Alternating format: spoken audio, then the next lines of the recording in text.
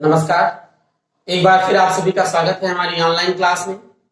Digestive system में step by step पढ़ते हुए आज आपको पढ़ना है डाइजेस्टिव ग्लैंड के बारे में। 10th क्लास के जो स्टूडेंट हैं वो बहुत ध्यान से इस क्लास को अटेंड करेंगे और नोट्स बनाते चलेंगे। Intermediate first year student NCERT में भी ये चैप्टर है डाइजेस्टिव सिस्टम के नाम से, और 10th क्लास में लाइफ प्रोसेस चैप्टर में जो न्यूट्रिशन है और न्यूट्रिशन में जो ह्यूमन डाइजेस्टिव सिस्टम है उसमें आपका ये टॉपिक है डाइजेस्टिव ग्लैंड। मैंने आपको बताया था कि हमारा जो डाइजेस्टिव सिस्टम है, जो पाचन तंत्र है, ये दो कंपोनेंट से मिलकर बना होता है, एलिमेंट्री केनाल और डाइजेस्टिव ग्लैंड। एलिमेंट्री केनाल जिसे हिंदी में आहार नाल कहते हैं, उसमें भोजन का पाचन होता है और डाइजेस्टिव ग्लैंड के द्वारा ऐसे एंजाइम और डाइजेस्टिव जूस सेक्रेट किए जाते हैं, स्रावित किए जाते हैं, जिससे भोजन का पाचन होता है, जिसमें भोजन को पचाने वाले विभिन्न प्रकार के एंजाइम पाए जाते हैं। तो आज आपका टॉपिक है डाइजेस्टिव सिस्टम में डाइजेस्टिव ग्लैंड। ध्यान दीजिएगा, डाइजेस्टिव ग्लैंड से एंजाइम सेक्रेट होते हैं, डाइजेस्टिव जूस सेक्रेट होते हैं, जिनसे भोजन का पाचन होता है, जो रासायनिक रूप से भोजन के पाचन में सहायता करते हैं। तो डाइजेस्टिव सिस्टम में टॉपिक आपका है digestive gland. Digestive glands Hindi में इसको कहते हैं पाचक ग्रंथियां।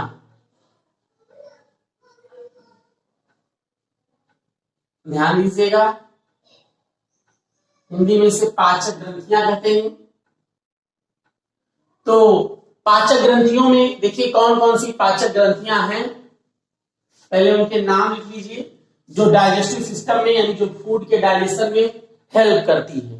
तो सबसे पहली, क्योंकि बक्कल कैविटी से हमारे फूड का डाइजेशन स्टार्ट होता है, मुख गुहा से भोजन का पाचन शुरू होता है, इसलिए सबसे पहले हम मुख गुहा में पाई जाने वाली डाइजेस्टिव ग्लैंड पढ़ेंगे। तो सबसे पहला है सैलिवरी ग्लैंड।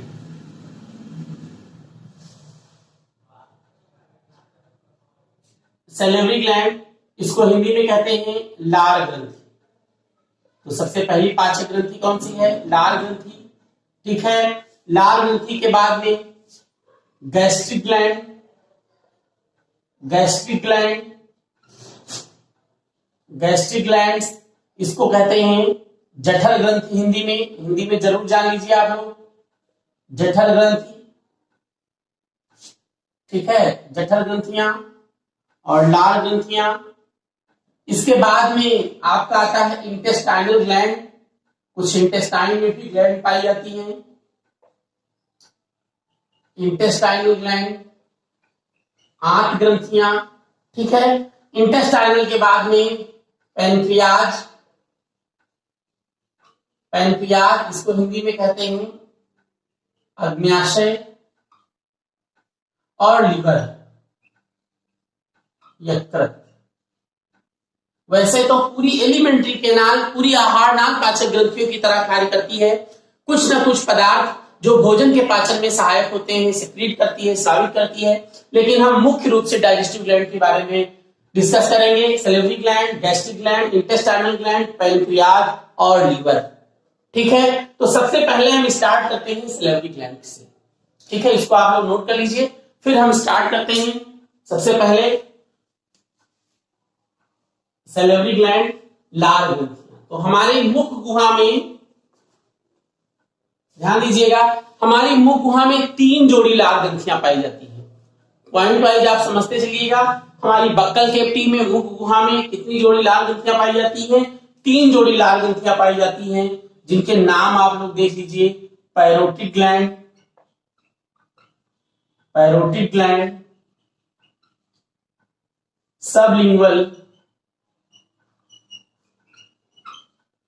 सबलिंगुअल और सबमैक्सिलरी। एक बात आपको ध्यान देना है,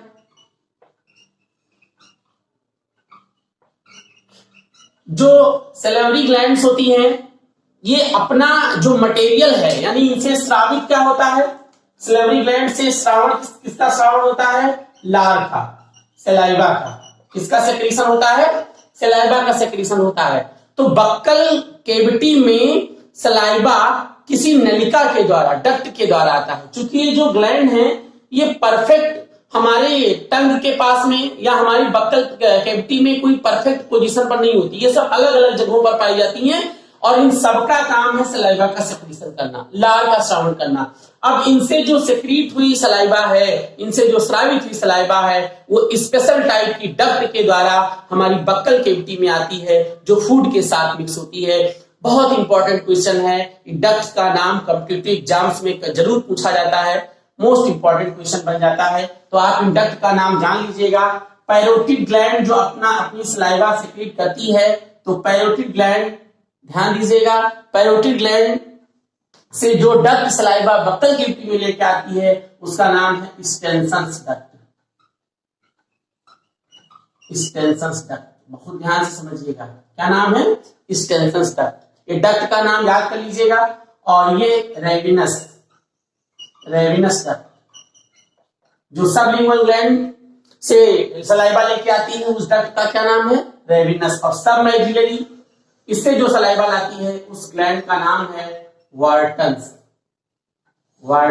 डक्ट।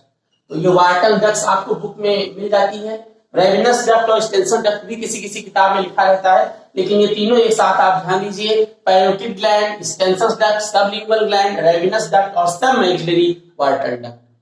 अब इनकी पोजीशन देखेंगे कि ये होती कहाँ है, ये जानना बहुत जरूरी है।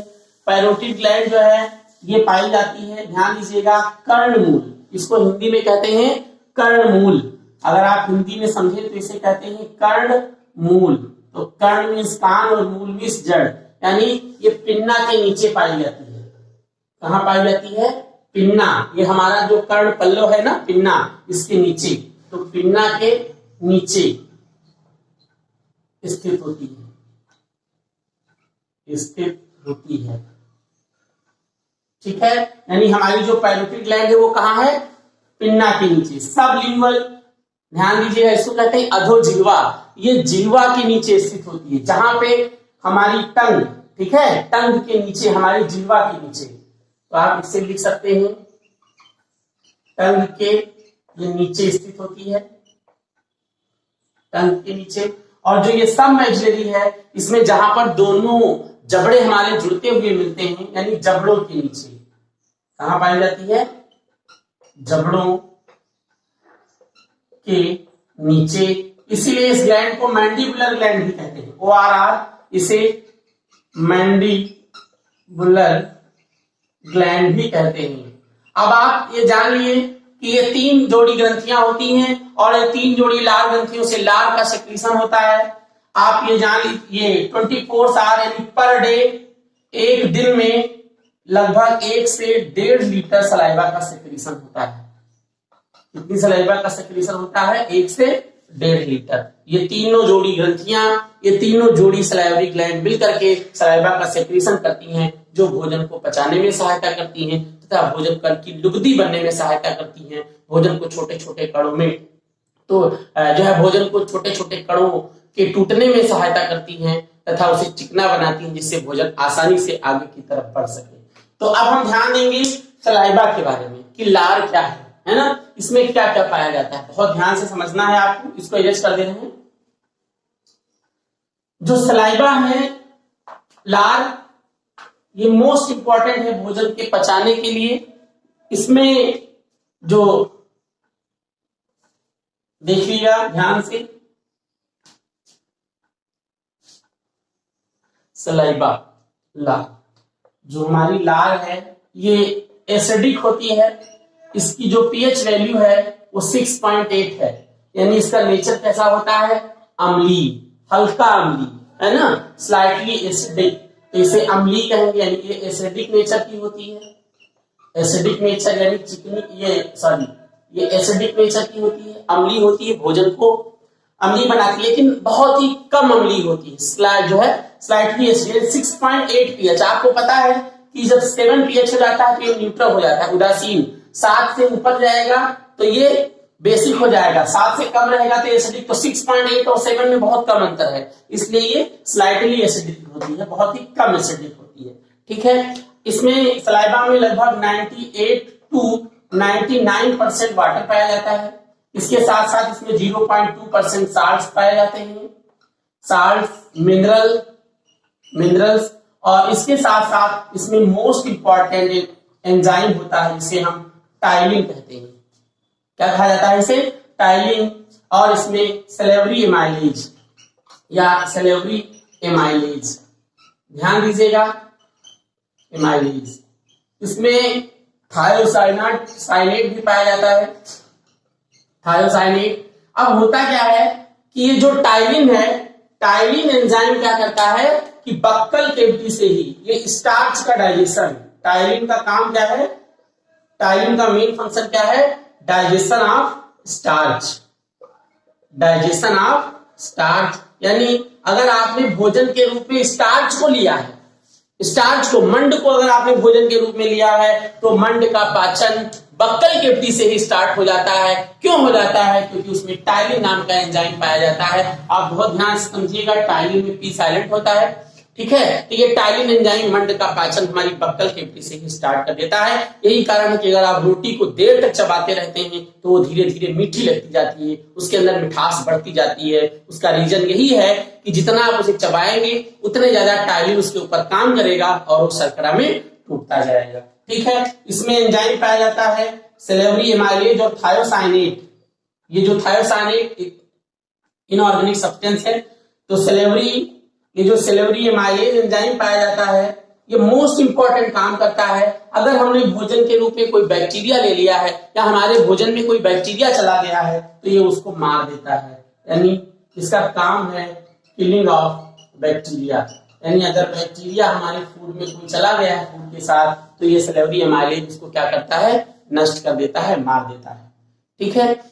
तो ये ध्यान दीजिएगा, ये आपकी सलाइवा है और ये पर डे मैंने भी बताया कि 1 to 1.5 लीटर पर डे इसका जो सेक्रीशन है वो पर डे कितना होता है?